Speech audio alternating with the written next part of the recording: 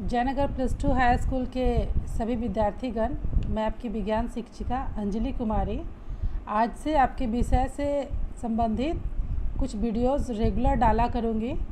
और लॉकडाउन में चूँकि हमारी पढ़ाई बाधित है तो मेरी ये कोशिश रहेगी कि मैं आपको लगभग हर अध्याय का कुछ ना कुछ वीडियो सेंड करूं और आप लोग इसको रेगुलर देखो, मेरी बातें सुनो, अध्याय को समझने की कोशिश करो और जहाँ कहीं परेशानी आए आप मुझसे बेझिझक बेधड़क सवाल कर सकते हो।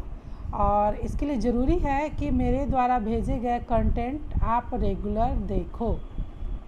तो आज सबसे पहले मैं जीव विज्ञान से स्टार्ट करने जा रही हूँ और जीव विज्ञान का जो पहला चैप्टर है जैव प्रक्रम, उसकी शुरुआत करने जा रही हूँ, उसके बारे में आप लोग को बताने जा रही हूँ। तो शुरुआत करते हैं। जैव प्रक्रम में पढ़ने के पहले हमें ये जानना ज़रूरी है कि जैव तथा अजैव के बीच अंतर कैसे किया जाए, कैसे हम पहचानें।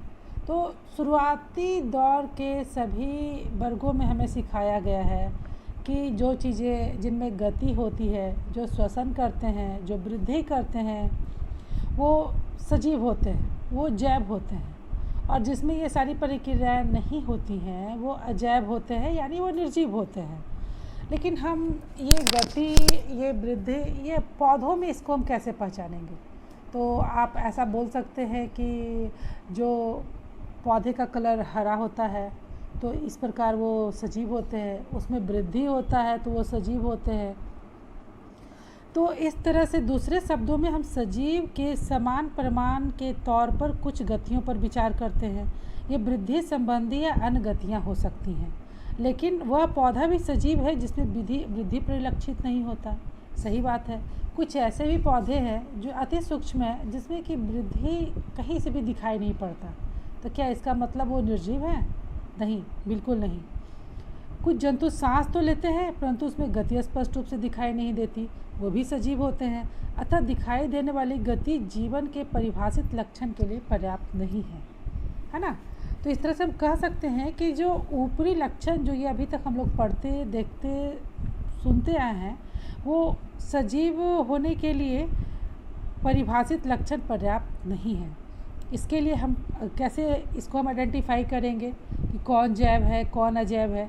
तो अति सूक्ष्म स्केल पर होने वाली गतियाँ आँखों से दिखाई नहीं देती, है ना? जो अति सूक्ष्म अणु जो हमारे सजीवों में होते हैं, उनकी जो गतियाँ होती हैं वो नग्न आँखों से नहीं देखे जा सकते। यह अदृश्य आणविक गति जीवन के लिए आवश्यक है। क्या ये ज़रूरी है? इसके बारे में भी जानना ज़रूरी है।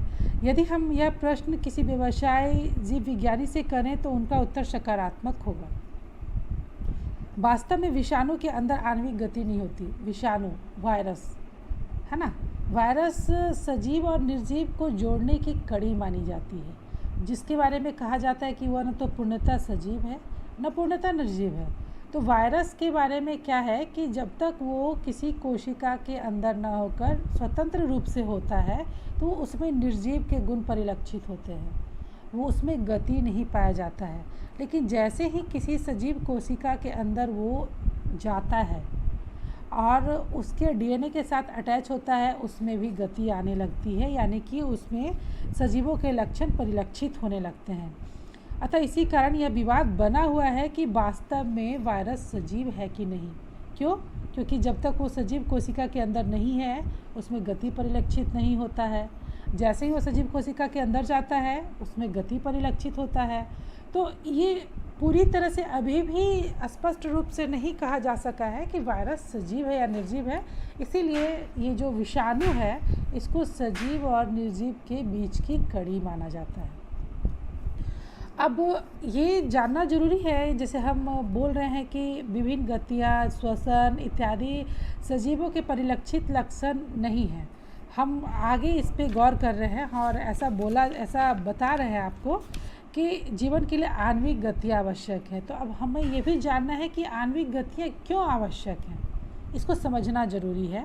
तो पूर्व की कक्षाओं में हम देख चुके हैं कि सजीव की संरचना सुसंगठित होती है, उसमें उत्तक हो सकते हैं। उत्तकों में कोशिकाएं होती हैं। 9th क्लास में आप लोगों ने पढ़ा था ना कि जो छोटी छोटी कोशिकाएं हैं उससे मिलकर उत्तकों का निर्माण होता है। उत्तकों से आपके बॉडी पार्ट्स का यानी शारीरिक अंगों का निर्माण होता है, यानी अंगतंत्र का निर्माण होता है। तो इस तरह से सजीव की संरचना सुसंगठित होती है। कोशिकाओं में भी छोटे घटक होते हैं, जैसे कोशिकाओं में बहुत सारे कोशिकांग मौजूद होते हैं। कोशिका द्रव्य होता है, उसका केंद्रक होता है माइटोकॉन्ड्रिया, है ना। तो इस तरह से कोशिकाओं में भी छोटे छोटे घटक होते हैं। सजीव की यह संगठित एवं सुव्यवस्थित संरचना समय के साथ साथ पर्यावरण के प्रभाव के कारण विघटित होने लगती है। यदि यह व्यवस्था टूटती है तो जीव और अधिक समय तक जीवित नहीं रह पाता। कहने का मतलब, जैसे जिन कोशिकाओं से, जिन उत्तकों से हमारा अंगतंत्र बना है, अगर इसमें कहीं कोई टूट होता है तो हमारा वो अंगतंत्र नष्ट होने के कगार पे आ जाता है। इस तरह से जो जीव होते हैं वो अधिक समय तक जीवित नहीं रह पाते हैं। अतः जीवों के शरीर का मरम्मत तथा अनुरक्षण की आवश्यकता होती है। यानी कि जहाँ कोशिकाओं में टूट हो, जहाँ उत्तकों में टूट हो, वहाँ पे मरम्मत की आवश्यकता होती है, क्योंकि सभी संरचनाएं अणुओं से बनी होती हैं। अतः उन्हें अणुओं को लगातार गतिशील बनाए रखना होता है ना।